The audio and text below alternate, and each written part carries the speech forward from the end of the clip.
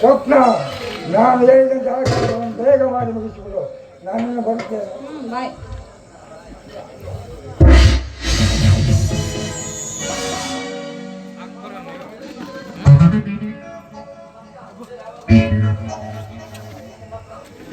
ಸ್ವಪ್ನ, ವಿಜಯ್ ಯಾವಾಗ ಬಂದಿದ್ದರು?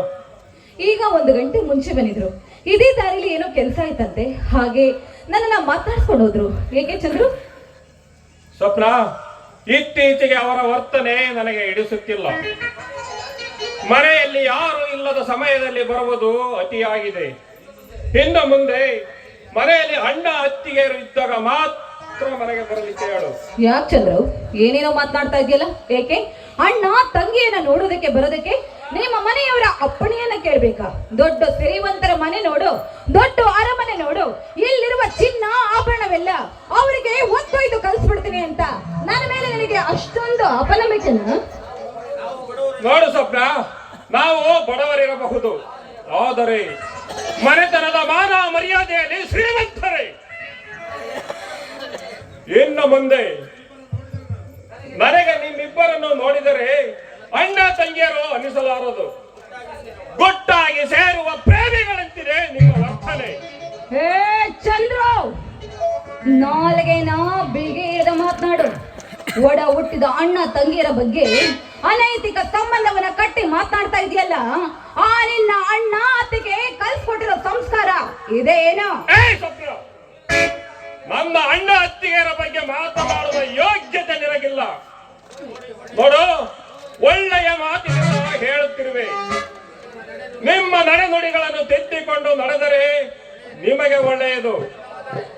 ಇಲ್ಲವಾದರೆ ಮುಂದೊಂದು ದಿನ ಬಹಳ ದುಃಖ ಪಡಬೇಕಾಗುತ್ತದೆ. ಎಚ್ಚರ. ಇಲ್ಲವಾದ್ರೆ ನೀನು ನನ್ನನ್ನ ಏನು ಮಾಡ್ತೀಯ ಅಷ್ಟಕ್ಕೂ? ಇದನ್ನೆಲ್ಲ ಕೇಳೋದಕ್ಕೆ ನೀನ್ ಯಾರು? ಹೇ, ತಾಳಿ ಕಟ್ಟಿರುವ ನನ್ನ ಗಂಡನೇ ನನ್ನನ್ನ ಏನು ಕೇಳ್ತಾ ಇಲ್ಲ, ಅಂತದ್ರಲ್ಲಿ ಇದನ್ನೆಲ್ಲ ಕೇಳೋದಕ್ಕೆ ನೀನ್ ಯಾರು? ನನ್ನ ಗಂಡನು ದುಡ್ಗಾಕದನ್ನ ತಿಂದು ತಿರುಗುತ್ತಿರುವ ಬೀದಿಯಲ್ಲಿ ಅಡ್ಡಾಡುವ ನಾಯನೇನು? ನಾಯಿ ನಿಜ ಸ್ವಪ್ನ, ನಿಯತ್ತಿನ ಪ್ರಾಣಿ. ಅನ್ನ ಹಾಕಿದವರ ಕೈಯನೆಂದು ಕಚ್ಚಲಾರದು. ಆದರೆ ನೀನು ವಲಸಿಗೆ ಬಾಯಿ ಹಾಕಿ ಅದರಲ್ಲಿ ಉರುಳಾಡುವ ಹದ್ದಿಯ ಜಾತಿಯವಳು ನೀನು. ಅಯ್ಯೋ, ಇದನ್ನ ಕೇಳೋದಕ್ಕೆ ಯಾರು ಇಲ್ವೇ? ಚಂದ್ರು, ನಿನಗೆ ಪದವಿ ಕೊಡಿಸಿದ್ದಕ್ಕೆ ಸಾರ್ಥಕವಾಯಿತು ಕೊಡ. ತಾಯಿ ಸಮನಾಳದ ನಿನ್ನ ಅತ್ತಿಗೆಯನ್ನು ಹಂದಿ ಎಂದು ಕರೀದಿಯಲ್ಲ, ನಿನ್ನ ಉದ್ದಟತನಕ್ಕೆ ಮೆಚ್ಚಲೇಬೇಕು. ಇಲ್ಲ ಬಾಬಾ, ಇಷ್ಟೆಲ್ಲ ಅವಮಾನ ಆದ್ಮೇಲೂ ಈ ಮನೆಯಲ್ಲಿ ಒಂದು ಕ್ಷಣ ಅಲ್ಲ, ಒಂದು ನಿಮಿಷನೂ ಇರೋದಿಲ್ಲ. ನೋಡಿ, ನಾನು ಈಗಲೇ ನನ್ನ ತವ್ರ ಮನೆಗೆ ಹೋಗ್ತೀನಿ. ಅಕಸ್ಮಾತ್ ನನ್ನ ಗಂಡ ಏನಾದ್ರೂ ಬಂದು ಕೇಳಿದ್ರೆ ನೀನ್ ಹೆಂಡತಿ ಇಲ್ಲ ಅಂತ ಹೇಳ್ಬಿಡಿ ಬಾಬಾ. ಸಮಾಧಾನ ಮಾಡಿಕೊ ಸ್ವಪ್ನ, ನಾನು ಅವನಿಗೆ ಬುದ್ಧಿ ಮಾತನ್ನು ಹೇಳುತ್ತೇನೆ. ಆದರೆ ನೀವು ಯಾವ ವಿಚಾರಕ್ಕೆ ಜಗಳ ಆಡಿದ್ದೀರೆಂದು ನನಗೆ ಅರ್ಥವಾಗುತ್ತಿಲ್ವಲ್ಲ? ಹೇಳ್ತೀನಿ ಮಾವ. ಅಣ್ಣ ನನ್ನನ್ನ ನೋಡೋದಕ್ಕಂತ ಬಂದಿದ್ರು. ಅದನ್ನೇ ನಿನ್ನ ತಮ್ಮ ಬಂದು ಇನ್ನು ಮುಂದೆ ಅಣ್ಣ ಅತ್ತಿಗೆಯರ ಅಪ್ಪಣೆ ಇದ್ರೆ ಮಾತ್ರ ನಿನ್ನ ಅಣ್ಣ ನೋಡೋದಕ್ಕೆ ಬರಬೇಕು ಅಂತ ಹೇಳಿ ಬಾಯಿಗೆ ಬಂದಂತೆ ಮಾತಾಡಿ ಅಣ್ಣ ತಂಗಿ ಅಂತ ತಿಳ್ಕೊಳ್ದೆ ಏನೇನೋ ಕೆಟ್ಟ ಸಂಬಂಧವನ್ನ ಕಲ್ಪಿಸಿ ಏನೇನೋ ಮಾತನಾಡ್ತಾ ಇದ್ದಾನೆ ಮಾವ ನಿಮ್ಮ ತಮ್ಮ. ಅಣ್ಣ, ಅದು ಆಗಲ್ಲಣ್ಣ. ಮುಚ್ಚ ಬಾಯಿ. ನಾನು ಕಣ್ಣರೆ ಕಾಣಲಿಲ್ಲವೇ, ಕಿವಿಯರೆ ಕೇಳಲಿಲ್ಲವೇ ನಿನ್ನ ಅವಿವೇಕತನವನ್ನು? ತಂದೆ ತಾಯಿಗಳಿಲ್ಲದ ತಪ್ಪಲೆಗಳೆಂದು ಅಕ್ಕರೆಯಿಂದ ಬೆಳೆಸಿದ್ದಕ್ಕೆ ದೊಡ್ಡ ಬಹುಮಾನವನ್ನು ಕೊಡಿಸಿಬಿಟ್ಟೆ. ಅಮ್ಮ, ನೀನು ಒಳಗಡೆ ಹೋಗಮ್ಮ. ಇನ್ನು ಮುಂದೆ ನಾನು ಅವನಿಗೆ ಬುದ್ಧಿ ಮಾತನ್ನು ಹೇಳುತ್ತೇನೆ. ಆದರೆ ಈ ವಿಷಯವನ್ನು ರವಿಗೆ ಮಾತ್ರ ತಿಳಿಸಬೇಡಮ್ಮ. ಏನು ಮಾವ, ನೀವು ಹೇಳ್ತಿದ್ದೀರಾ ಅಂತ ನಾನು ಒಳಗಡೆ ಹೋಗ್ತೀನಿ. ಇಲ್ಲವಾದ್ರೆ ಇಲ್ಲೇ ಸರಿಯಾಗಿ ಗ್ರಾಚಾರ ಬಿಡಿಸ್ಬಿಡ್ತಿದ್ದೆ. ಇರ್ಲಿ ಬಿಡಿ ಮಾಮ, ಹೋಗ್ತೀನಿ. ಚಂದ್ರ, ಏನಪ್ಪ ಇದೆಲ್ಲ? ದೊಡ್ಡ ಅವಳು ನಿನ್ನ ಅಣ್ಣನ ಹೆಂಡತಿ. ಹೀಗಿರ್ಬೇಕಾದ್ರೆ ಅವಳ ಬಗ್ಗೆ ಈ ರೀತಿ ಹಂದಿ ನಾಯಿ ಅಂತೆಲ್ಲ ಮಾತಾಡೋದು ಸರಿನಾ?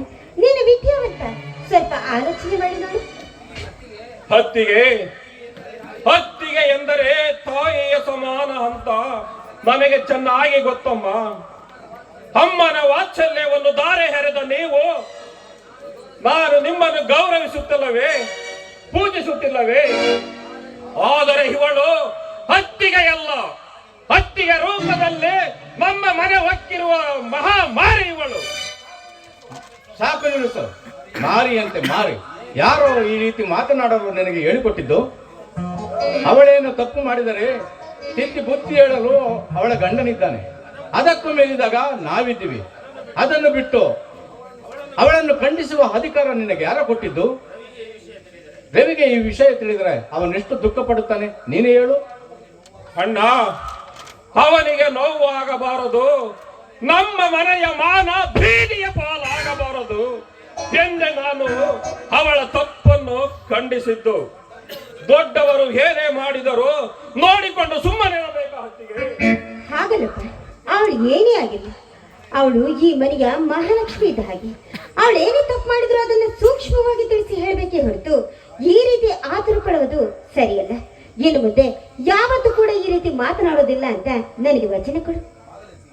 ಆಗಲಿ ಹತ್ತಿಗೆ, ನಿಮ್ಮ ಮನಸ್ಸನ್ನು ನೋಯಿಸುವ ಕೆಲಸವನ್ನು ನಾನೆಂದೂ ಮಾಡಲಾರೆನಮ್ಮ. ಧರ್ಮವನ್ನೇ ಉಸಿರಾಗಿಸಿಕೊಂಡು ಧರ್ಮರಾಯನಂತಹ ನನ್ನ ಅಣ್ಣನ ಹಾರೈಕೆಯಲ್ಲಿ ಬೆಳೆದವನು ನಾನು. ತಿಳಿಯದೆ ತಪ್ಪು ಮಾಡಿದ್ದರೆ ನೀವು ಯಾವ ಶಿಕ್ಷೆ ಕೊಟ್ಟರೂ ಅನುಭವಿಸಲಿಕ್ಕೆ ಸಿದ್ಧನಿದ್ದೇನಮ್ಮ. ಚಂದ್ರು, ಒಂದೊಂದು ಸಲ ಕಣ್ಣಿಗೆ ಕಂಡಿದ್ದಲ್ಲ ಸುಳ್ಳಾಗಬಹುದು. ಅದಕ್ಕೆ ಯಾವುದನ್ನೇ ಆಗಲಿ ಪರೀಕ್ಷಿಸಿ ಖಚಿತಪಡಿಸಿಕೊಳ್ಳಬೇಕು. ದುಡುಕು ಮಹಾ ಕೆಡುಕು ಎನ್ನುವ ಗಾದೆಯ ಮಾತನ್ನು ಕೇಳಲಿಲ್ಲವೇ? ಇನ್ನು ಮುಂದೆ ಯಾವತ್ತೂ ಅವಳ ವಿಷಯದಲ್ಲಿ ತಲಾಕೆ ಬೇಡ. ಹೋಗು, ಕೇಸ್ ಪರೀಕ್ಷೆ ಬರೆಯುವುದರ ಬಗ್ಗೆ ಗಮನ ಕೊಡು. ಸರಿ ಅಣ್ಣ. ರೀ, ನಮ್ಮ ಚಂದ್ರು ಯಾವತ್ತೂ ಕೂಡ ಈ ರೀತಿ ನಡೆದುಕೊಂಡವನಲ್ಲ. ಹೀಗಿರ್ಬೇಕಾದ್ರೆ ಇವತ್ತು ಈ ರೀತಿ ನಡ್ಕೊಂಡಿದ್ದಾನೆ ಅಂದ್ರೆ ಆ ವಿಜಯ್ ಮೇಲೆ ನನಗಂತೂ ಸಂಶಯ ಬರ್ತಾ ಇದೆ. ಇವರಿಬ್ಬರ ನಡವಳಿಕೆ ಹೇಗಿದೆ ಅಂದ್ರೆ ಜನರಿದ್ದಾಗ ಒಂದು ರೀತಿ, ಜನರಿಲ್ಲದಾಗ ಒಂದು ರೀತಿ. ಹೀಗಿರ್ಬೇಕಾದ್ರೆ ಮುಂದೆ ಎಲ್ಲಿ ಇವರಿಂದ ತೊಂದರೆ ಆಗುತ್ತೋ ಅಂತ ಭಯ ನನ್ನ ಕಾಡ್ತಾ ಇದೆ ರೀ. ಹೌದು ಪಾರ್ವತಿ, ನಮ್ಮ ಸಂಸಾರವೆಂಬ ರಥವು ಹಳಿ ತಪ್ಪಿದಂತೆ